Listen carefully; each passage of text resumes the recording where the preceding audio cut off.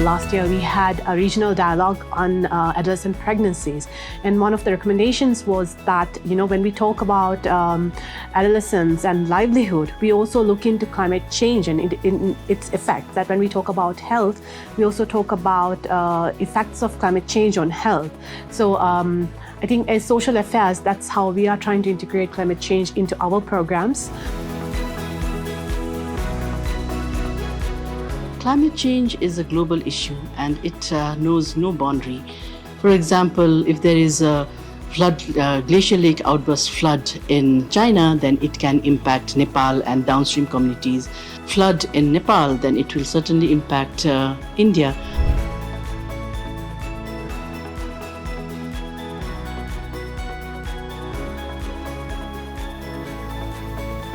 The civil society organizations, we can work together jointly to bring the interface between science, policy and practice to deal with climate change and its impact on the downstream communities.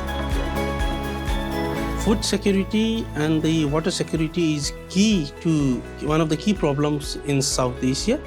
And with the climate change intensifying, the food security and the water security problems in many of these South Asian countries, the regional body like SAARC should come up to address the issue of food and water security, and some of the other decisions related to SAARC food banks and disaster management should be implemented with full honesty. There's no denial to the fact that we are all connected, geographically, culturally, and socio-politically. It is important that we understand climate change impacts everyone, and it does not really respect the international boundaries. If we don't really find solutions which are going to be suitable for everyone, we will be isolated in this challenge.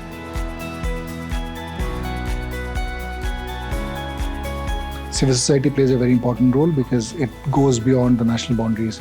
And most importantly, communities need to be at the center of all the solutions that we're looking at. The region, South Asia, is one of the hottest spots in terms of climate change, and this has been confirmed by the recent scientific report. And it's not only the science that talks about this, the real impact that we are facing in the ground, the impact related to water, the impact related to food security, disaster, and so on, and which have taken a much of the consequences that the people are facing in the ground. The economy has been devastated in many of the countries.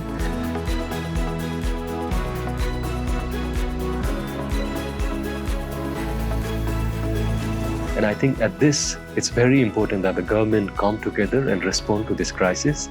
But the regional institution that we have, known as SAARC, there is still much to be done, that the civil society get together, help the government in the area where the support are required. The latest science says that we are in a verge and we have crossed a limit of temperature rise to 1.5 degree last year. But there is still a hope